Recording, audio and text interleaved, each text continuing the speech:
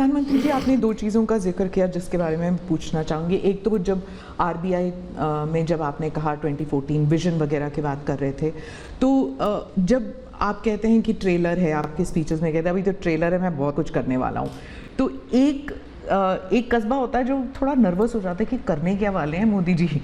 एक वो नर्वस होते हैं, जो दूसरी जिनका विश्वास आप पर पूर्ण तरह है, वो सोचते हैं कि हाँ अभी और काम बाकी है और मोदी जी उसे अंजाम देने वाले हैं। तो दोनों के लिए आप अगर हमें बताएं कि विजन क्या है कि 2047 तक किस तरह ये विजन सक्सेसफुल होगा, क्या आपका गेम प्लान है? जब मैं कहता हूँ कि मेरे मन में बहुत बड़े बड़े प्लान हैं और उसके लिए बहुत बड़े बड़े फैसले हैं, किसी को डरने की ज़रूरत नहीं है। मेरे निर्णय किसी को डराने के लिए नहीं है, किसी को दबाने के लिए भी नहीं है। मेरे निर्णय देश के सर्वांगीण विकास के लिए है, जन कल्याण के लिए है। देश के युवाओं के एस्पिरेशंस को मैं देर करना नहीं चाहता हूँ, मैं समय बिगाड़ना नहीं चाहता हूँ, उस अर्थ में मैं कह रहा हूँ। दूसरी बात है, ज़्यादातर सरकारों का स्वभाव होता है वो ये मिजाज में रहते हैं हमने तो सब कुछ कर लिया, हम तो सब कुछ करते हैं। मैं नहीं मानता हूँ मैंने सब कुछ कर लिया है। मैंने ज़्यादा से ज़्यादा करने का प्रयास किया है, सही दिशा में जाने का प्रयास किया है, फिर भी बहुत कुछ है जो मुझे अभी भी करना है, क्योंकि मैं देखता हूँ मेरे देश की कितनी आवश्यकताएं हैं। हर परिवार का सपना, वो सपना कैसे पूरा हो, ये मेरे दिल में पड़ा हुआ है। और इसलिए मैं कहता हूँ जो हुआ है वो ट्रेलर है, आपको अच्छा लगा है, लेकिन मैं बहुत अधिक करना चाहता हूँ, उस अर्थ में मैं उस बात को कहता हूँ। दूसरी बात है कि 2047 का जो विजन का सवाल है, एक तो मैं लंबे समय तक मुख्यमंत्री रह करके आया हूँ और मैं अनुभव करता था कि बार बार चुनाव, आचार संहिता, किसी भी राज्य में चुनाव हो तो मेरे राज्य से 30-40 सीनियर अच्छे अफसर ऑब्जर्वर के नाते जाते थे इलेक्शन ड्यूटी, तो 40-50 दिन तक वो बाहर रहते थे। तो मुझे चिंता रहती थी कि मैं सरकार कैसे चलाऊं, क्योंकि देश में ऐसे चुनाव होते ही रहते और मेरे ऑब्जर्वर जाते रहते, तो मैं तो फिर मैंने सोचा कि मैं ये इसको वैकेशन नहीं मानता हूँ। मैं चुनाव होगा तो उस पीरियड को वैकेशन के रूप में नहीं लूँगा। मैं अफसरों को पहले से काम देता हूँ, भाई अगली सरकार के लिए ये काम करो।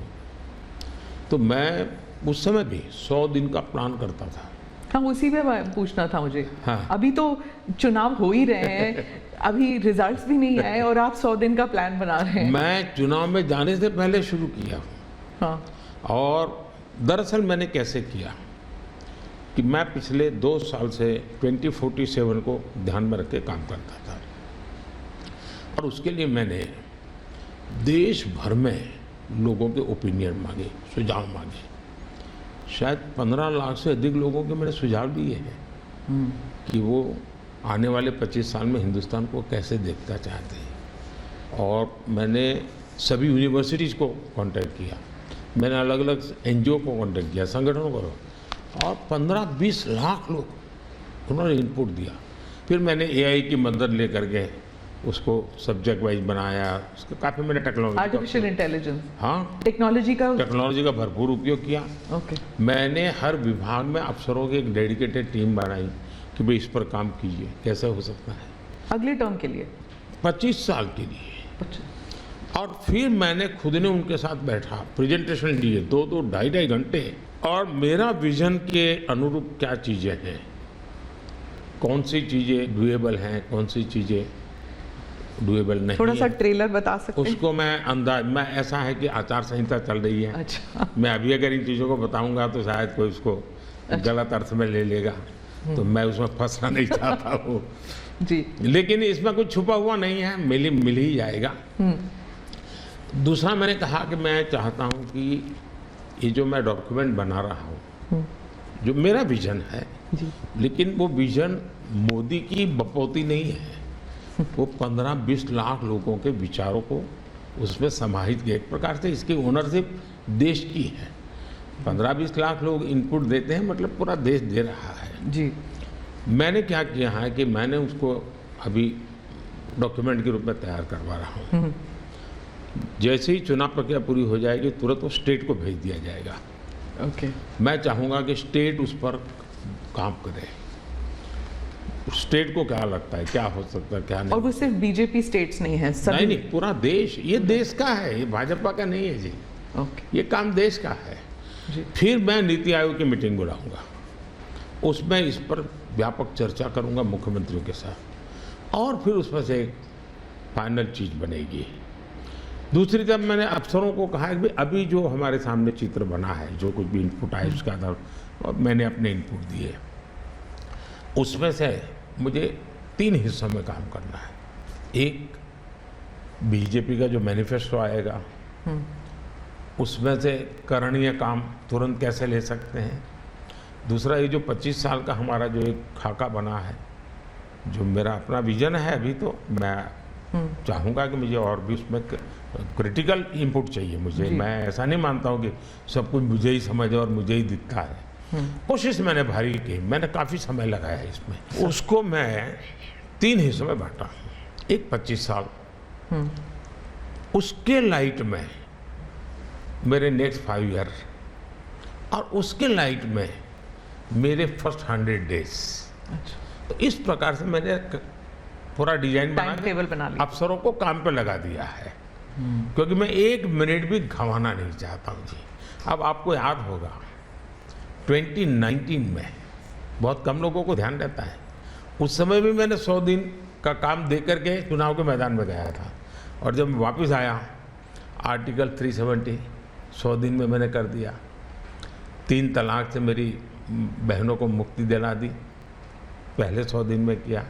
यूएपीए बिल सिक्योरिटी को लेकर के हमने 100 दिन में कर दिया। बैंकों का मर्जर बहुत बड़ा काम था, हमने 100 दिन में किया।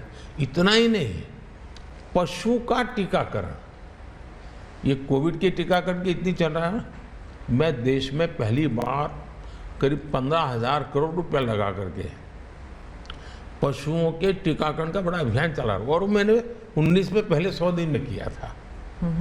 तो मैं 100 दिन का क्या काम करना वो हैफाजत नहीं करता, मैं बिल्कुल प्लानिंग करके उसको आधार पर आगे चलाता हूँ।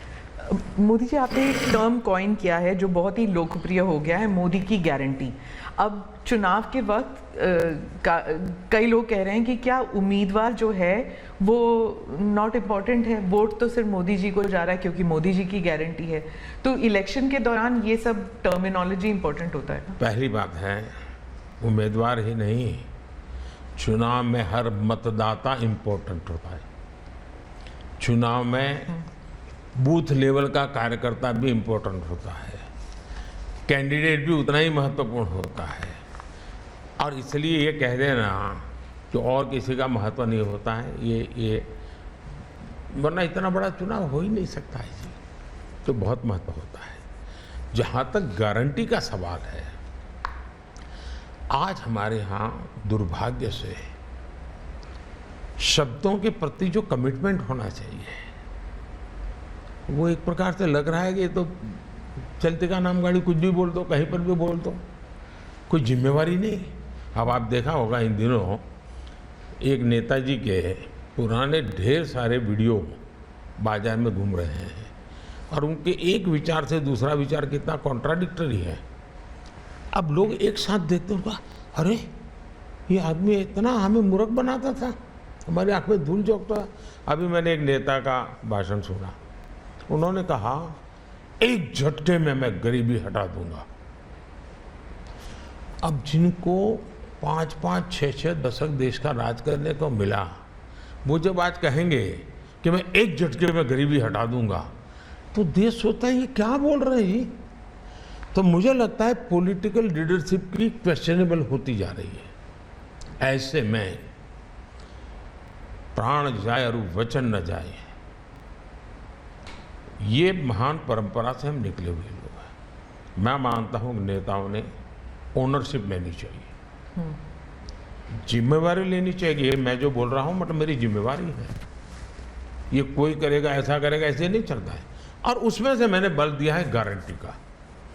मैं कमिटमेंट भी करता हूँ और उसका मैं ओनरशिप ले रहा हूँ। और जब ओनरशिप लेते हैं ना तो देश को भरोसा होता है। आज आप देखिए कि हम जो बात कहते हैं उस पर लोगों का भरोसा है। 370 हटाऊंगा, भले हमें पार्टी का जन्म हुआ तब से हम कह रहे थे, हमारे श्यामा प्रसाद मुखर्जी ने बलिदान दिया था, लेकिन हम उस पर पक्के मन से लगे हुए थे। जब मेरा मौका आया मैंने पूरी हिम्मत दिखाई, 370 गई और आज जम्मू कश्मीर का भाग्य बदल गया। 3 तलाक कितने ही चीजों से गुजरा। पॉलिटिकल लीडरशिप डर गई, लोगों को रहा भी इन पर क्या भरोसा करें। ये तो एक बार एक बोलते दूसरा, लोगों का भरोसा तब बनता है, कहेगा यार ये खुद खड़े रहेंगे, ये खड़े रहेंगे। और जाना भी है तो जिम्मेवारी लेकर के जाएंगे कि भाई ये था, मैं सोचा था, नहीं कर पा रहा हूं, मैं जा रहा हूं वापिस। लेकिन भरोसा बहुत बड़ी ताकत होती है और भारत जैसे देश में ये भरोसा को मैं अपनी जिम्मेवारी मानता हूं और इसलिए मैं बार बार गारंटी ये कहता हूं